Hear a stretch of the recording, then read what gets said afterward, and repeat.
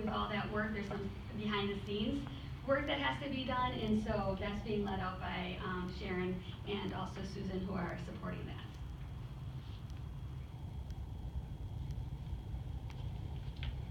Okay, and the final goal on the to-do list was to address the needs at both the high school and at Jackson.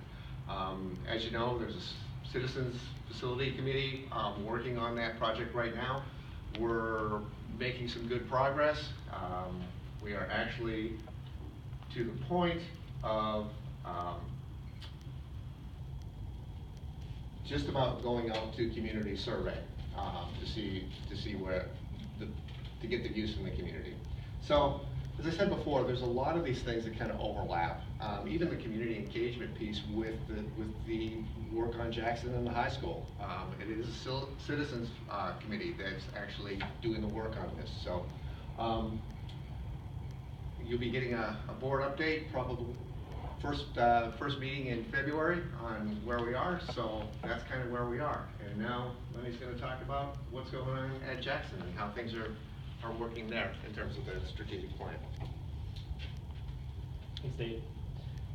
So I'm just going to talk for a couple minutes because something I'm sure you're wondering is the strategic plan, all these actions, what do they look like at the school level?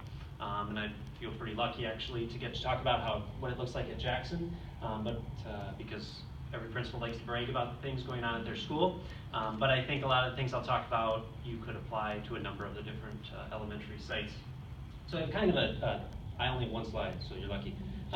So I kind of have a summary of some bullet point things that fall under each of the buckets, per se, that Jen and Dave have talked about.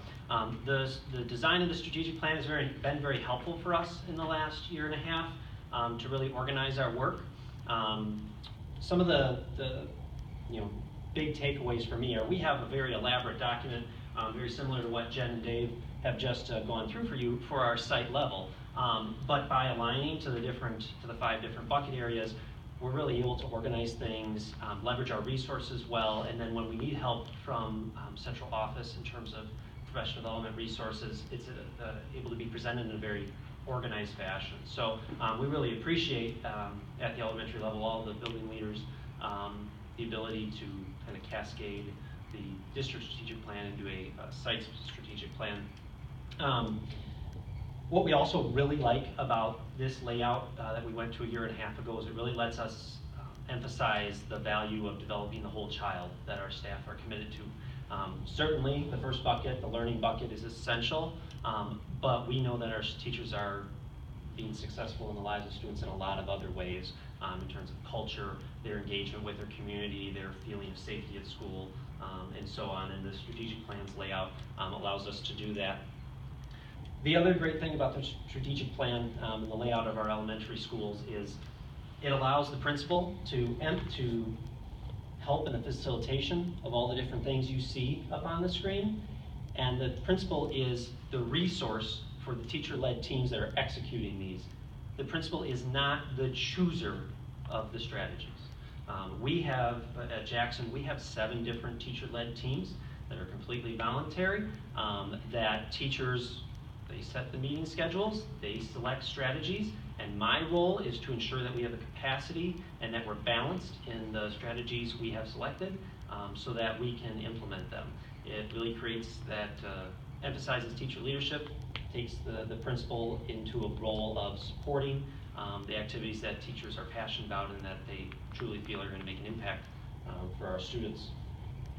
I could talk about any one of these bullet points for an hour, and I won't subject you to that. But a number of the things that we're really proud of, in the culture and climate bucket, last year some of the we piloted as principals some different ways to increase the feedback loops that Jen talked about, and this year at a number of the different elementary sites we have different one-on-one optional teacher meetings with administrators that are allowing for those feedback loops, and those are helping all of these great ideas from the staff matriculate through the system and be put into action very quickly.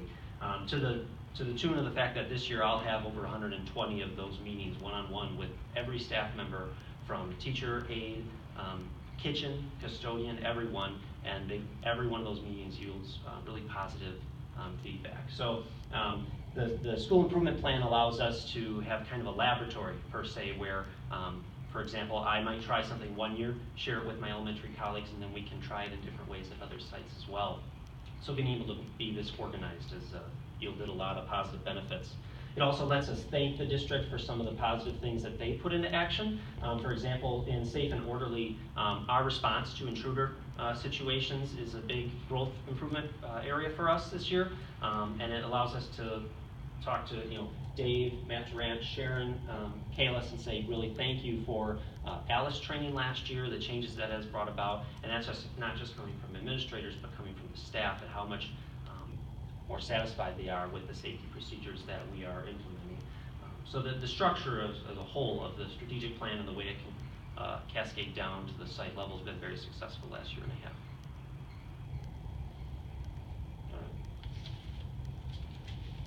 With that, any one of us up here, or even those who are around in the room, are happy to answer any questions or talk further. But that's really all we have for the update. I have a question about standard-based grading. And is it our intent to move towards the standards-aligned report card? Am I reading that right? So standards aligned and standards based are different. Okay. And our report cards should be standards aligned because the standards are what the students are expected to learn, know, and be able to do.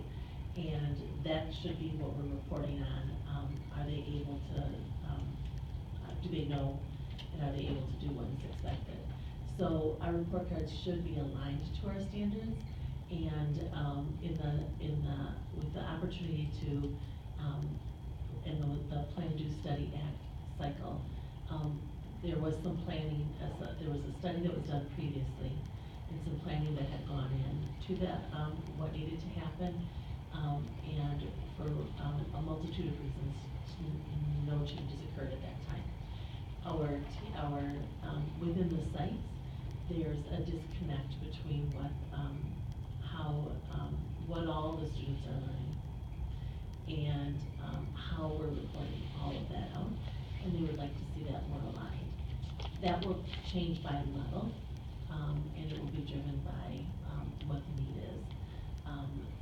At our sites, there were some tweaks made, and our principals communicated that clearly with their families along the way. Does a standards-aligned report card still have a GPA?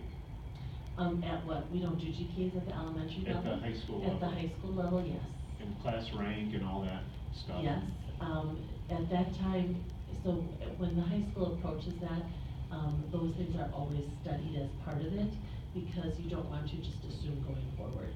But there are many districts in our state that at the high school level that do standards-based or standards-aligned report cards, and they still report out in GPA, or they still report out with lettered grades, but everything leading up to that is aligned to the standards, and they still report out, have a GPA at the end.